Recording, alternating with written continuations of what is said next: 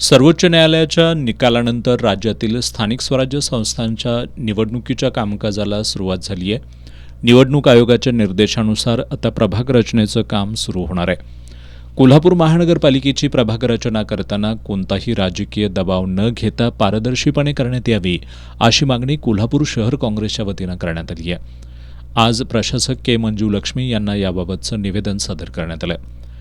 शहरातील प्रभाग रचनेवर कोल्हापूर शहर काँग्रेसचं बारकाईनं लक्ष असणार आहे.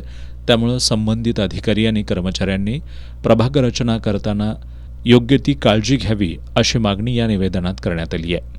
प्रभाग रचनेसंदर्भातील मागणीबरोबरच आज शहर काँग्रेसच्या वतीनं कोल्हापूर शहरामध्ये प्रत्येक आपत्तीच्या वेळी योगदान देणाऱ्या अग्निशमन दलाकडील ठोक मानधनावर काम करणाऱ्या फायरमन संदर्भातही महत्त्वाची मागणी करण्यात आली आहे.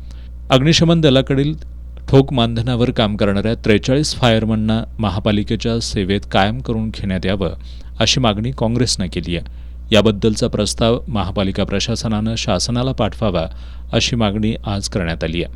कोल्हापूर शहर काँग्रेसच्या वतीनं निवेदन सादर करताना शहराध्यक्ष सचिन चव्हाण, माजी उपमहापौर संजय मोहिते, माजी उपमहापौर भोपाल शेटे, माजी नगरसेवक प्रतापसिंह जाधव, दुर्वास कदम, श्रावण फडतारे, सुयोग मगदूम आदी उपस्थित होते.